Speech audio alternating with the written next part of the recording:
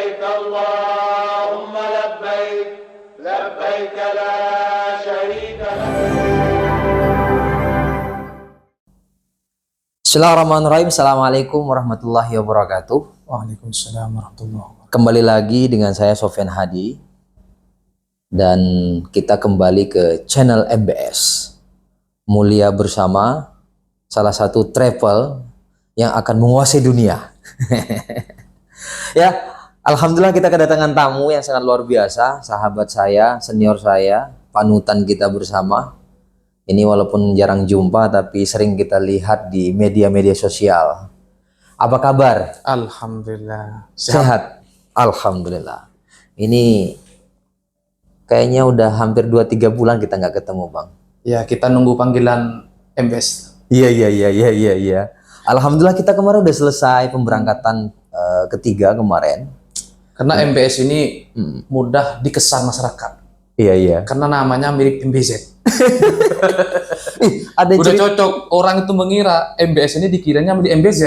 Ya. Gitu, karena namanya mirip.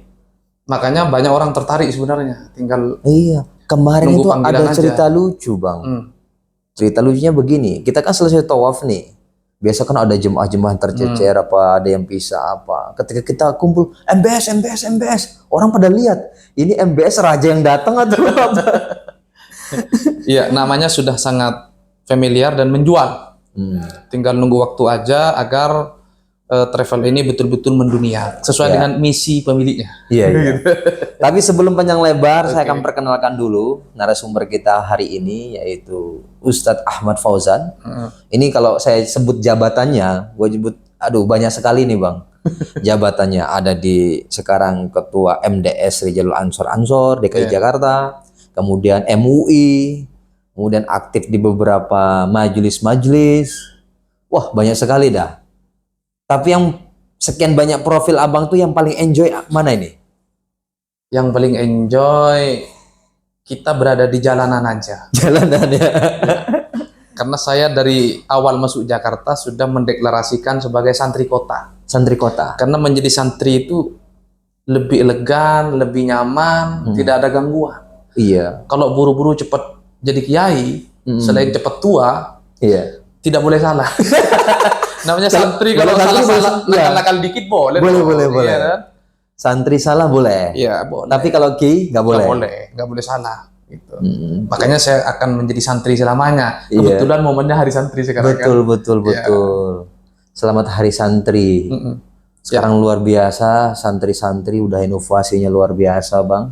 Gua nih salut sama santri-santri, terutama beberapa pesantren-pesantren modern tuh keren-keren banget. Ketika akhir sana ya namanya istilahnya itu, yaitu menjelang liburan perpisahan, luar biasa itu. Jadi hari ini santri sudah bisa menjadi apa aja. Apa saja ya? Kalau dulu pakai sarung datang ke Jakarta kan malu. Iya. Kalau sekarang barokahnya kita punya wapres dari kalangan santri dan beliau memakai sarung, santri pun hari ini mulai pede untuk pakai sarung. Betul. Masuk kabinet juga banyak, Bang. Iya. Luar biasa santri-santri kita. Asal jangan jadi kabinet sarung aja. Itu capaian santri lah, berkat perjuangan para kiai, para muassis Nahdlatul Ulama, bagaimana kemudian membangun kesetaraan di tengah-tengah masyarakat. Artinya untuk menjadi sukses tidak harus menjadi anaknya konglomerat. Betul. Untuk menjadi sukses tidak harus menjadi anaknya kiai. Kita semua punya hak untuk menjadi orang yang sukses. Begitu kan kira-kira? Jadi sekarang banggalah nih santri-santri Indonesia. Sekarang udah banyak yang jadi pejabat, jadi menteri, kemarin wapres. Ya siapa tahu Bang Fauzan juga nanti jadi bupati atau gubernur kan? Amin. Amin. Kita aminin aja. Kemarin kan Ma'ruf Amin. Iya. Ada juga Aminuddin Ma'ruf. Amin ya juga. kan? Sekarang Tinggal Fauzan Amin. Fauzan Amin. Luar biasa. Ya, mudah-mudahan barokahnya MBS ya kan. Kita bisa bersilaturahim lebih luas, khususnya di dunia maya lah. Jadi ada manfaatnya juga ya, nama anak kita atau nama teman iya mirip-mirip dong. nama toko. Oh iya. Termasuk MBS ini tadi. MBS ini ya. Kita kembali kan. Betul. Ntar dulu kita mau ngomongin apa nih kira-kira ini. Tapi yang jelas ya Hari Santri ini momentum, Bang ya. Apa harapan Abang untuk Hari Santri ini? Harapan saya itu Yang pertama, santri itu harus menjadi apa aja. Apa aja? Ya, mau bercita-cita jadi presiden, jadi polisi, jadi TNI, atau menjadi pengusaha, silakan. Silakan. Dan hari ini sudah terbukti bahwa santri itu ada di mana-mana. Betul. Dan santri dimanapun ia berada, ia selalu memiliki peran yang signifikan. Oke. Yang penting ujung dari semuanya itu selain mengharap ridha Allah, santri itu harus memiliki nilai manfaat yang lebih untuk masyarakat dan bangsa. Amin. Begitu, karena kita diciptakan bukan sekedar agar masuk surga, tapi kita diciptakan sebagai pengelola, penjaga peradaban bumi ini. Betul. Begitu.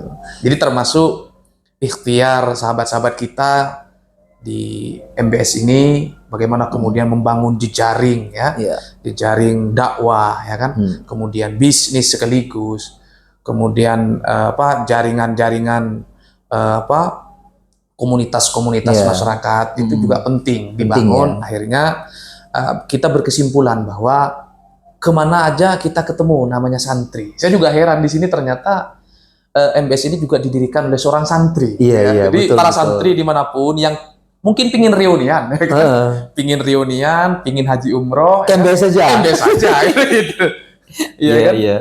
Ya, karena ketika kita masuk ke MBS ini bukan sekedar mencari pahala di sana. Tetapi semua mulai tour leadernya, ya kan? Betul. Yang mendampingi adalah santri-santri. Pasti santri lah itu. Ketika nyampe di Mekah, suasana santrinya tidak hilang. Gitu ya. Jadi efek manfaatnya lebih daripada travel-travel umumnya. Menurut saya ya. Bukan berarti saya pingin diajar. Ya. Oh, tapi nanti kita bilang. Kita real ngomong ya, bahwa apa yang diikhtiarkan oleh sahabat kita di sini, saya pikir luar biasa. Luar biasa bagaimana kemudian mengangkat ustadz-ustadz, dai-dai ya, yang mungkin pingin haji umroh tapi duitnya masih terbatas, ya kan? Bisa lewat MBS. Bisa lewat MBS. Nanti ada banyak syafaat di sini. Oke. Terus ini Bang, menurut Abang ini kriteria santri itu apa sih? Batasannya atau sederhananya definisi santri? Apakah yang nggak nyantren? Atau kan ada istilah sekarang tuh santri kilat gitu kan? Santri kota. Santri kota kan? Coba gimana menurut Abang? Iya, sebenarnya definisi santri itu banyak sekali. Ya, tergantung bagaimana kita mengambil perspektif tentang santri itu.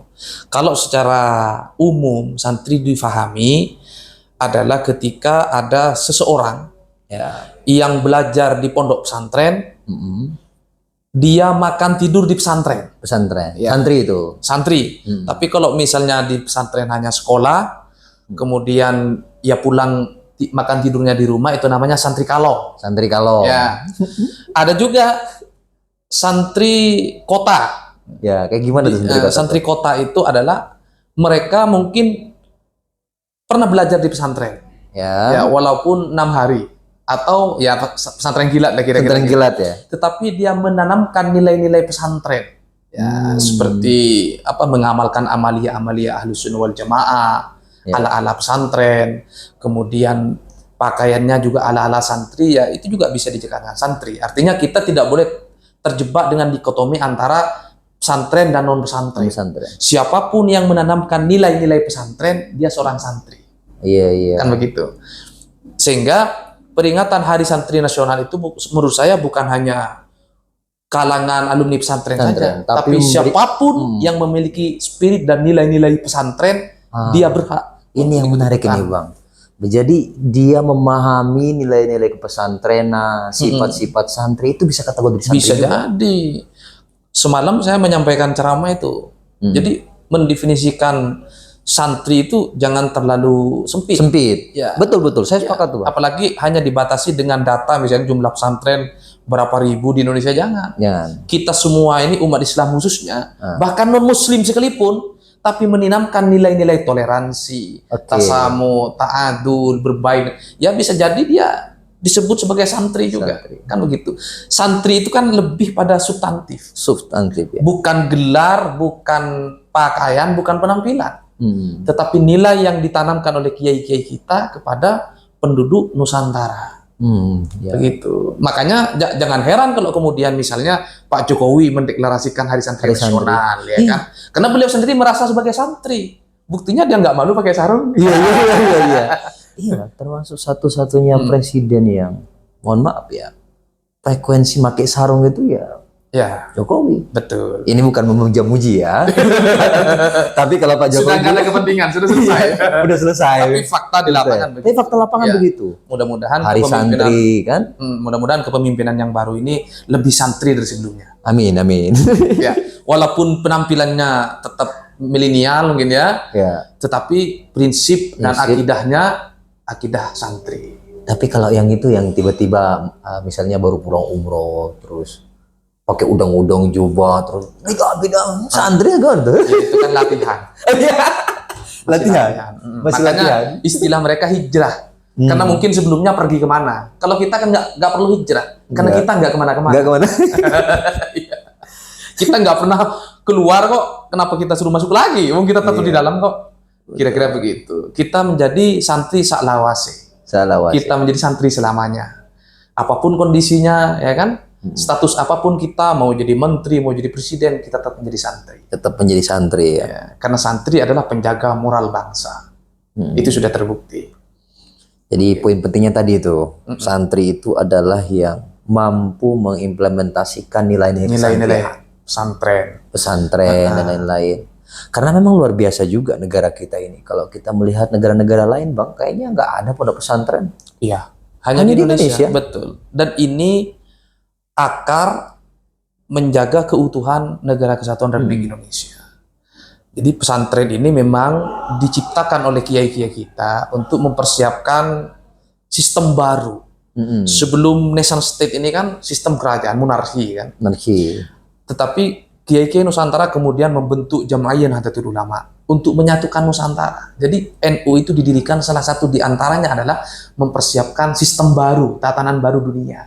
Betul. Makanya logonya juga pakai logo dunia. Logo dunia. Bukan logo Nusantara. Bukan ya? Ya, karena gambaran yang disampaikan oleh para muassis Nahdlatul Ulama adalah bagaimana merawat jagat Iya. sesuai dengan misi BNU sekarang. Merawat jagat. Iya. Membangun peradaban kan begitu. Ya, karena memang cita-cita kita ini bukan soal Indonesia saja, tetapi bagaimana membangun tatanan yang baik khususnya di akhir zaman ini. Ya. Maka kunci kestabilan peradaban ini ya tergantung bagaimana santri mengambil peran di pos-pos masing-masing. Ya. Maka dari itu tentu santri hari ini harus sudah melek teknologi, Betul. harus mengikuti perkembangan zaman. Betul. Akhirnya agar dia itu bisa kemana-mana dan bisa menjadi apa aja. Termasuk menjadi konten kreator gitu. Menjadi konten kreator. Iya. Sekarang boleh tuh anak-anak itu begitu, Bang. Anak gua aja nih. Anak gua aja nih. Ya, malas belajar ya katanya. Ada nggak kerjaan yang nggak belajar? Emang kayak gimana? Nggak. Itu kan kayak di YouTube katanya kan. Apa istilahnya itu YouTuber? Ya, jadi YouTuber aja katanya. Makanya sekarang itu pesantren itu jangan dibatasi di ruang-ruang atau sekat-sekat kamar-kamar di pondok. Sekarang pesantren sudah bisa melalui jaringan virtual. Betul. Ada pesantren kilat, ada kursus ngaji melalui online dan lain-lain. Semuanya itu adalah platform-platform yang mendukung bagaimana kemudian santri bisa lebih kreatif di dalam mengembangkan pengetahuannya. Nah, ini terkait soal ini, Bang. Tantangan ini. Ini tantangan atau peluang, Bang. Ya, di pesantren itu kan nggak boleh bawa handphone. Ya.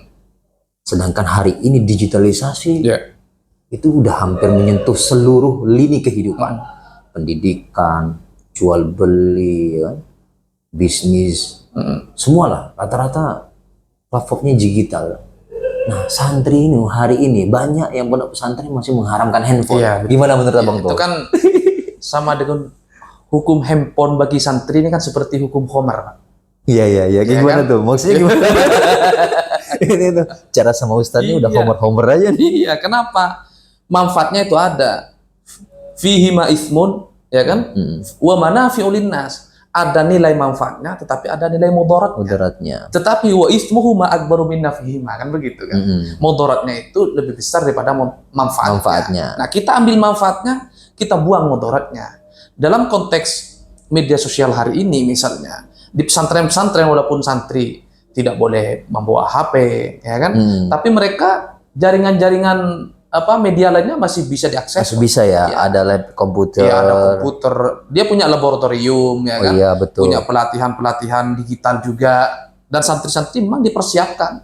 Setelah lulus dari pesantren, dia kemudian sudah siap bikin YouTube, macam-macam sudah ada pelatihan-pelatihan di pesantren. Betul. Artinya apa? Pesantren melarang santrinya membawa HP itu untuk mencegah kemudorotan itu. Kenapa?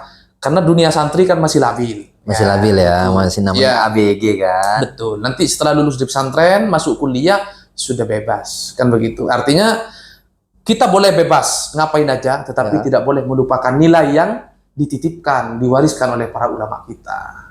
Itu alasan kenapa pesantren tidak boleh bawa alat Handphone. telekomunikasi. Ya, walaupun kalau misalnya kita mau berhubungan dengan orang tua, telepon keluarga di rumah, kan bisa pesantren menyiapkan kan. Menyiapkan alat pengasuh kan, betul. mudabir kan. Betul. Oh, betul-betul juga sih. Saya juga dulu begitu. Tapi kadang-kadang kita Tapi dulu masih santri kesel kan? Ketahuan bawa handphone. dimunyiin. Tapi pesantren saya parah. Ketemu handphone langsung dipalu, Bang. Iya. Tapi ya itulah. Ya, tapi hari ini sudah kita bisa bawa handphone lah setelah jadi alumni. Dan kadang-kadang itu ketika masih menjadi santri, aturan itu menyakitkan. Betul. Tapi ketika lulus, kita baru sadar bahwa ternyata pendidikan harus begitu. Kalau pendidikannya unyu-unyu, hasilnya juga unyu-unyu. Unyu-unyu juga ya. Iya. Memang pendidikan ya harus tegas. Benar kata Pak Prabowo. Kita ini untuk mendidik generasi bangsa harus tegas. Tegas. Disiplin. Kan begitu kata Pak Prabowo kan? Untuk apa? Untuk melahirkan leadership kepemimpinan masa depan yang bagus. Kalau sudah tidak disiplin ya kan, sakar PDW, ya nanti akan menghasilkan masa depan bangsa juga. Jadi abang Prabowo banget lah ya. Bukan, kita ini sebagai santri memang harus menyesuaikan dengan misi pemimpin kita. Kenapa? Ya. Mengikuti pemimpin itu kan perintah Tuhan, Betul. bukan perintah senior. Bukan perintah perintah. Tuhan. Ati Allah wa ati Rasul ulil amri minkum. Maka kita ketika seorang presiden dilantik, kita betul-betul lihat tuh visi misinya seperti apa.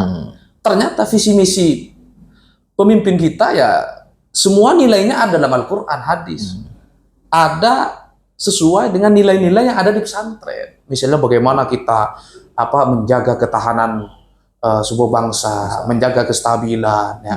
Kemudian membangun ekonomi. Semuanya konsep itu kan ada di pesantren. Ada di Tinggal pesantren. kemudian diterapkan di dunia nyata kan begitu. Ya harapan ini Bang. Kalau kemarin kan masanya Pak Jokowi memberikan mengesahkan Hari Santri, memberikan porsi. Ini apa? Karena udah memberikan porsi. Lanjutannya apa nih kira-kira kalau boleh berharap ya? Kalau berharap nih.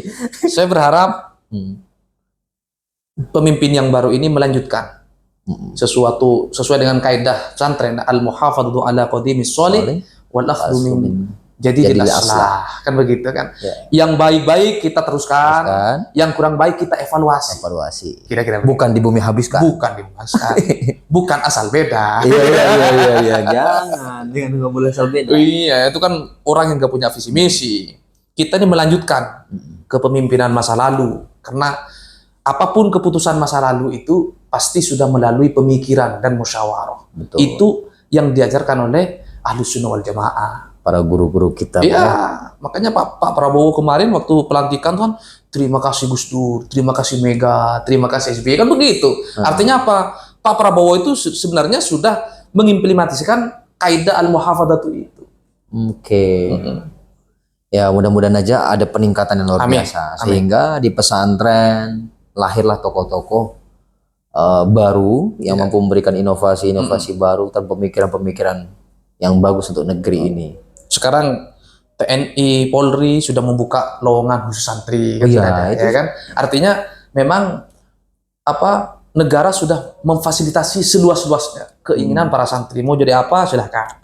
Sudah ada semua ya. Sudah ada semua ya.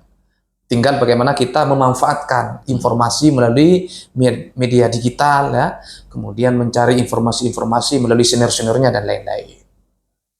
Oke, siap. Perlu luas bicara soal santri. Luas loh santri ini. Tapi yang harapan besar kita ya tentu santri ini menjadi solusi bangsa. Ya. dengan semangat para guru-guru kita kan, guru-guru kita, kiai kita mengharapkan menjadi orang, menjadi tokoh, menjadi pembaharu dan lain-lain. Itu harapan besar kita. Ya mudah-mudahan saja santri memberikan warna tersendiri terhadap Republik ini. Mungkin itu. Terima kasih Bang. Sama-sama. Mudah-mudahan aktivitasnya lancar terus. Amin. Panggilan berdakwahnya lancar terus. Dan yang terpenting nanti bisa membawa jemaah Bismillah untuk ya. bisa umroh bersama dengan MBS Travel. Bismillah. Bismillah. Mudah-mudahan. Karena ini MBS ini didirikan oleh santri, didirikan oleh teman-teman yang memang Ya kita reunian nanti. Reunian lah di Di sini. Tanah Haram ya. Reunian di Tanah Haram. Demikian, terima kasih Bang. Demikian, mari kita tutup dengan sama-sama baca hamdalah. Alhamdulillahirabbil alamin. Sampai jumpa di episode selanjutnya bersama MBS Channel. Allahumma